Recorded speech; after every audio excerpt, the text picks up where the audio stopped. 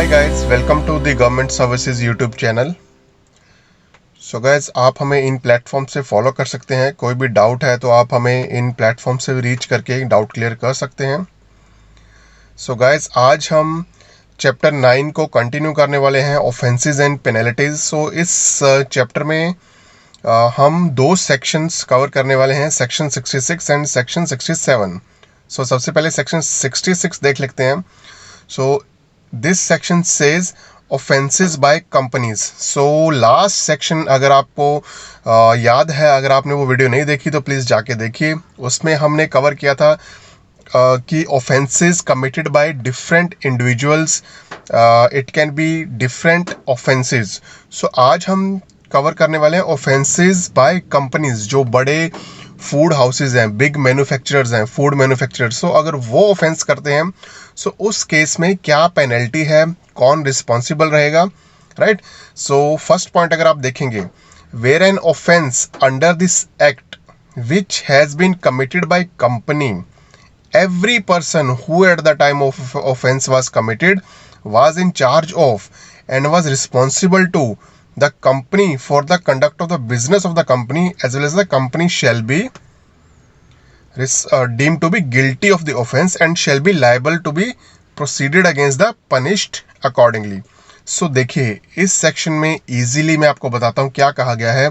अगर कोई company offence करती है, फॉर एग्जांपल अगर आप देखोगे बहुत बड़ी बड़ी फूड कंपनीज रहती हैं, सो उसमें there is not a single person involve जो कि मीन्स फूड के साथ कोई मिस ब्रांडिंग करेगा या फिर अडल्ट्रेशन करेगा, राइट। सो एक बड़ा अगर कॉन्ग्लोमरेट है, एक बड़ी कंपनी है, तो उसमें एवरी पर्सन, अगर आप देखोगे तो मैंने कीवर्ड्स हाईलाइट किए हैं, every person who at the time of offence was committed is in charge of, means जो भी पर्सन, फॉर एग्जांपल एक मिल्क प्रोसेसिंग प्लांट है, वहाँ पे इवन फूड आइटम्स मैन्युफैक्चर होती हैं, फॉर एग्जांपल कर्ड या फिर बटर या फिर paneer, right. So milk plant है, लेकिन वहाँ पे जो सेक्शंस हैं, दो sections are different. For example अगर कर्ड मैन्युफैक्चरिंग सेक्शन में कोई अडल्ट्रेशन हुई है, सो उस केस में the person who is in charge of that curd manufacturing plant, only he should be responsible, उसको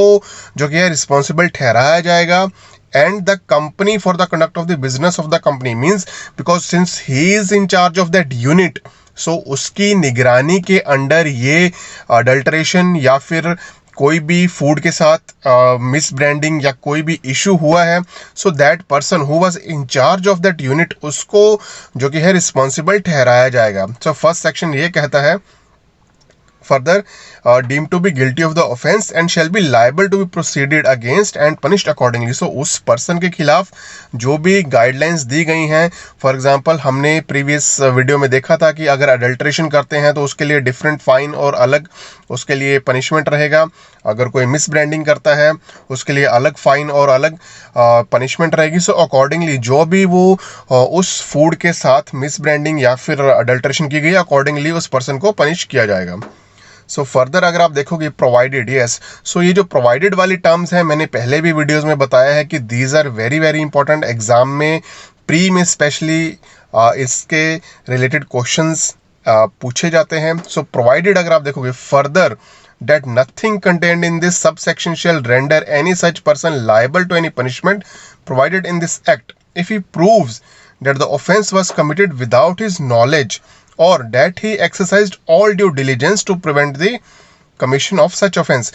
लेकिन यहाँ पे फॉर एग्जांपल एक बड़ी कंपनी है, बड़ी फूड कंपनी है, उस फूड कंपनी में इफ़ यू नो कि फॉर एग्जांपल एक मैनेजर रहेगा, एक डेप्यूटी मैनेजर रहेगा, एक असिस्टेंट मैनेजर रहेगा, right. So there is a hierarchy, proper hierarchy रहेगी। बट फॉर एग्जांपल कि ये जो क्राइम है, मीन्स ये जो अडल्ट्रेशन है, राइट, ये उस कर्ड प्लांट में जब हुआ तो मैनेजर वाज नॉट प्रेजेंट, लेकिन ये जो अडल्ट्रेशन की गई है वो डेप्यूटी मैनेजर या फिर असिस्टेंट मैनेजर लेवल पे की गई है। सो उस केस में अगर मैनेजर जो उस प्लांट का है वो प्रूव कर देता है कि यस, कि मेरे को कोई आइडिया नहीं है ये ऑफेंस कब कमिट किया गया, ये मेरी नॉलेज के बाहर हुआ है या फिर उस दिन मैं नहीं था ऑफिस में, और what ever be the reason, but उसको ये प्रूव करना पड़ेगा। सो इन दैट केस वो मैनेजर लायबल नहीं रहेगा उस पनिशमेंट के लिए। सो उसके जो जूनियर रहेंगे जो उस टाइम प्रेजेंट थे, फॉर एग्जांपल किसी लॉट में कोई इशू आया, जब फूड प्रोडक्शन होता है तो उसको लॉट नंबर दिया जाता है। सो उस प्रोडक्शन के टाइम जब उस लॉट की प्रोडक्शन हो रही थी, who was the person who was present in the plant and he was the responsible, for example उस टाइम असिस्टेंट मैनेजर की ड्यूटी थी ऑफिस में, so he would be the person who would be responsible, उसको punish किया जाएगा, ना कि deputy means I mean to say manager को या फिर डेप्यूटी मैनेजर को, right. I hope it's clear. Okay, so second point देख लेते हैं सेक्शन में, notwithstanding anything contained in subsection 1 where an offence under this act has been committed by a company and it is proved that the offence has been committed with the consent or connivance of or is attributable to any neglect on part of any director, manager, secretary or other officer of the company such as director, manager, secretary shall be deemed to be guilty of the offence, shall be liable to the punishment. So second clause कहता है, देखिए एक company है, company में director रहेगा, manager रहेगा, secretary रहेगा, right. फिर उनके नीचे फर्दर डिपार्टमेंट्स डिवाइड किए जाते हैं, एज इट सेड यू कि manager, deputy manager, assistant manager. So यहाँ पे सेकंड सबसेक्शन में कहा गया है only they are not responsible. अगर आप कोई प्लांट रन हो रहा है, सिर्फ जो पर्सन उसका इंचार्ज है वो ही नहीं, लेकिन अगर डायरेक्टर को भी, उस कंपनी के डायरेक्टर को या फिर मैनेजर को या फिर सेक्रेटरी को, ये जो हाई लेवल पे पोस्ट पे इंडिविजुअल्स रहते हैं, अगर उनको उनकी नॉलेज के अंडर ये मिस ब्रांडिंग या फिर अडल्ट्रेशन हुई है फूड की, even they are liable for the punishment.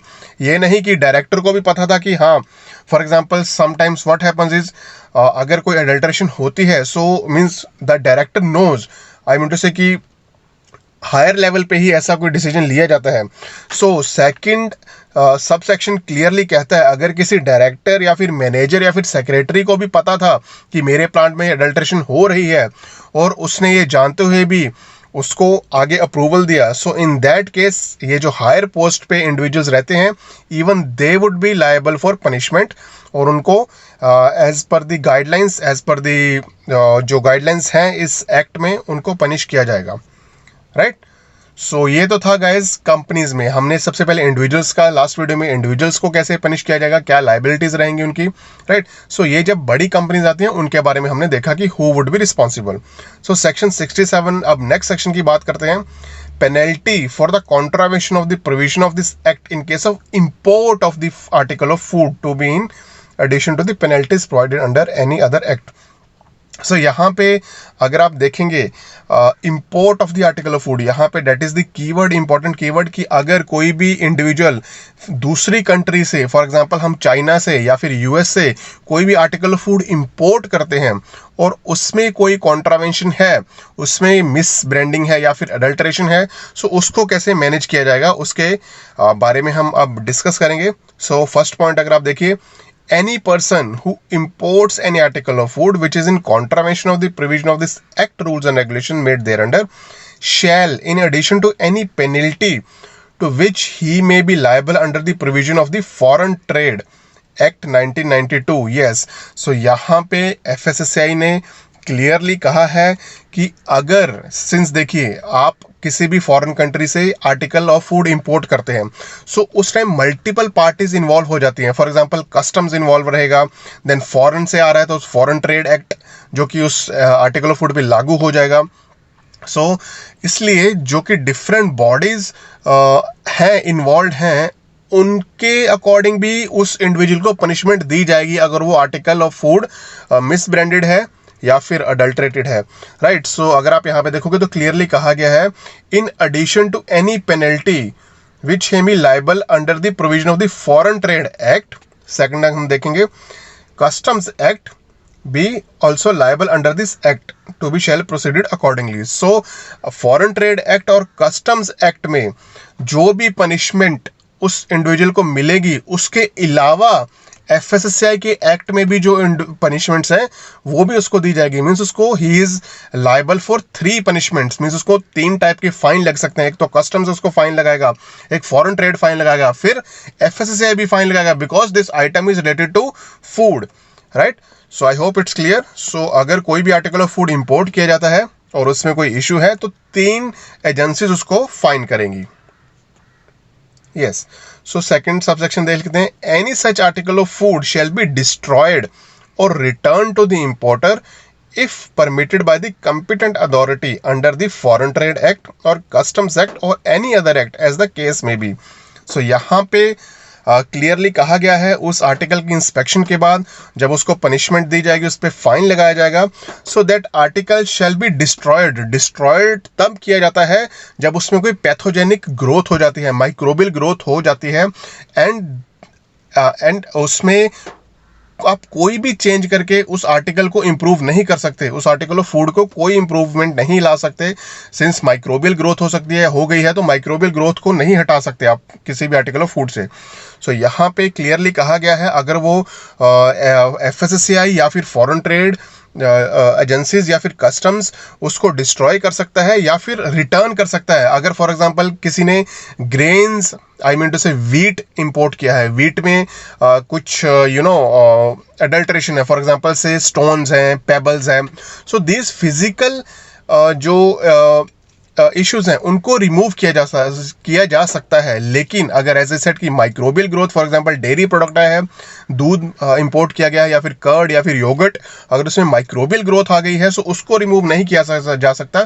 सो उस केस में उसको डिस्ट्रॉय ही करना पड़ेगा। लेकिन अगर फिजिकल आर्टिकल ऑफ फूड है, फॉर एग्जांपल वीट्स हैं, राइस है या फिर कोई भी पल्सेस हैं, उनमें अगर स्टोन्स हैं या फिर अनवांटेड आर्टिकल्स हैं, उनको हैंड पिक करके रिमूव किया जा सकता है, फिजिकली रिमूव किया जा सकता है।